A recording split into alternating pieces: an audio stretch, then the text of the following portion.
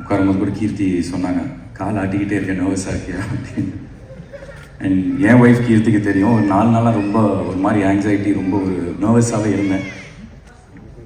I think அந்த ஒரு வெற்றி அப்படின்னு ஒரு விஷயம் வரதுக்கு முன்னாடி எல்லாருக்கும் அந்த ஒரு நர்வஸ்னஸ் வருங்கிறத நான் நம்புகிறேன். Because of booster. கிரிக்கெட் இந்தியாவில் வந்து மோஸ்ட் வைட்லி பிளேட் ஸ்போர்ட்னு சொல்லலாம். பல கோடி பேர் இந்தியாவில் வந்து ஒரு பெரிய கனவோட கிரிக்கெட் ஆடிட்டு இருக்காங்க. அதுவும் தமிழ்நாட்டில் பார்த்தா பல லட்சம் பேர் ஆடிட்டு இருக்காங்க.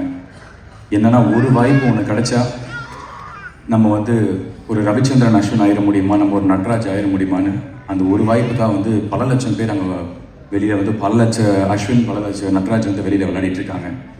அதே மாதிரி தான் இன்றைக்கி சினிமாவில் வந்து இன்றைக்கி காம்படிஷன் அவ்வளோ இருக்குது.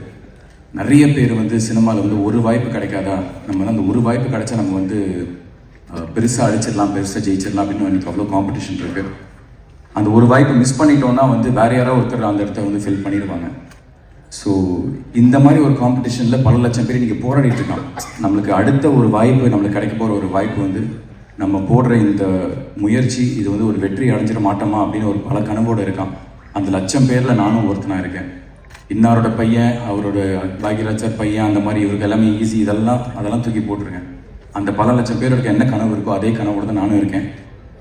அந்த கனவு இது எனக்கு ஒரு வெற்றி அடையுமா அப்படிங்கிறது எனக்கு வந்து ப்ளூ ஸ்டார் டெஃபினட்டாக எனக்கு நான் நிரூபிக்கும்னு எனக்கு ரொம்ப ஸ்ட்ராங்காக நினைக்கிறேன்.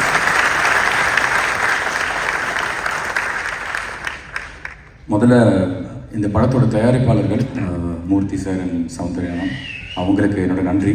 பிகாஸ் நிறைய ஸ்ட்ரகிள்ஸ், நிறைய ஹேர்டில்ஸ் இந்த படம் ஃபேஸ் பண்ணிச்சு. லொக்கேஷன் வைஸும் சரி, கிளைமேட் இதெல்லாம். பொதுவாக வந்து ஒரு ரஞ்சித்னா மாதிரி வந்து ஒரு எக்ஸ்பீரியன்ஸான ஒரு ப்ரொடியூசர், அவங்க வந்து இதை ரொம்ப ஈஸியாக அதை ஹேண்டில் பண்ணுவாங்க. பட் புது ப்ரொடியூசர்ஸ்லாம் வந்து பயந்துருவாங்க. பட் எந்த விதமான ஒரு பயமும் இல்லாமல், எந்த விதமான ஒரு தயக்கமும் இல்லாமல், டைரக்டருக்கும் சரி, மற்ற டெக்னீஷியன்ஸ் அண்ட் ஆக்டர்ஸ் எங்கள் எல்லாருக்குமே வந்து நீங்கள் நினச்ச சினிமாவை எடுங்க அப்படின்னு வந்து அவ்வளோ ஃப்ரீடம் அண்ட் அவ்வளோ ஸ்பேஸ் கொடுத்த தயாரிப்பாளர்களுக்கு நன்றி.